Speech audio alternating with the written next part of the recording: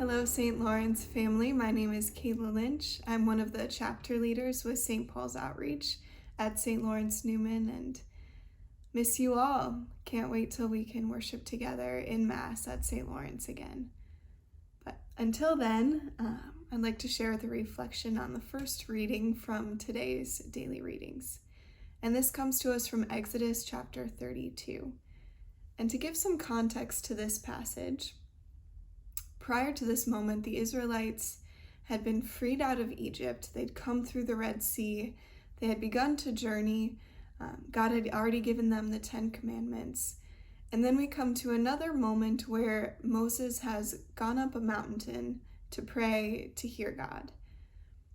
Meanwhile, the Israelites below, what they see on that mountain is a storm, lightning, fire, and they become very afraid and assume that Moses, their leader, is gone. He couldn't survive that.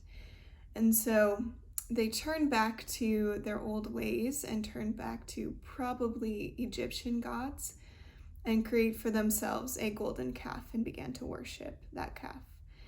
We know this story, but what we come to in today's daily reading is God relaying to Moses that this is what the people are doing, that they are worshiping a different God. And so just to share a bit of that passage. And the Lord says to Moses, "Go down, for your people, whom you brought out of the land of Egypt, have corrupted themselves." He explains what they've done and goes on to say, "Now therefore let me, God, alone, that my wrath may burn hot against them, and I may consume them. But of you I will make a great nation." And so the stage is kind of set in this moment for Moses to make a decision. And it's pretty key language that we see God using here when he says, "For your people, whom you've brought out of the land of Egypt, have corrupted themselves."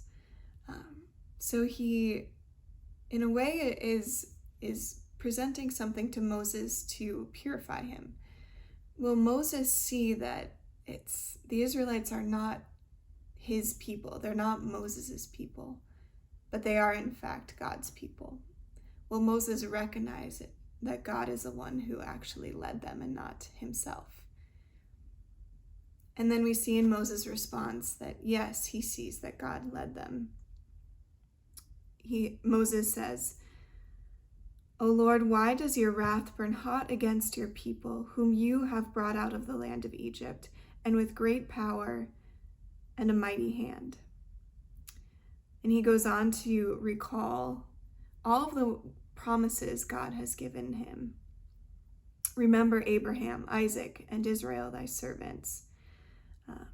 He recalls the promise of, "I will multiply your descendants.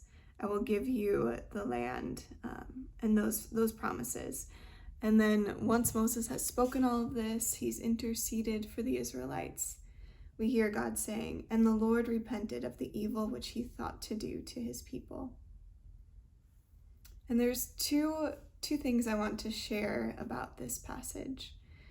The first being is that it's a difficult passage. It can sound as though God is changing his mind in this. But actually what I would propose to us is that we have a God who is eternal and unchanging. But he does speak to us in ways that we can understand. And so this dialogue with Moses should show us that God is speaking to Moses in a way that he can understand and in a way that will purify him. Will he remember his place, and will he remember God's place and what God has done? So that's one thing. The second piece is the importance of remembering. And this is what God is leading Moses to in this passage. Will you remember what I have done for you? And that's a question for us today, brothers and sisters. Will we remember what God has done for us?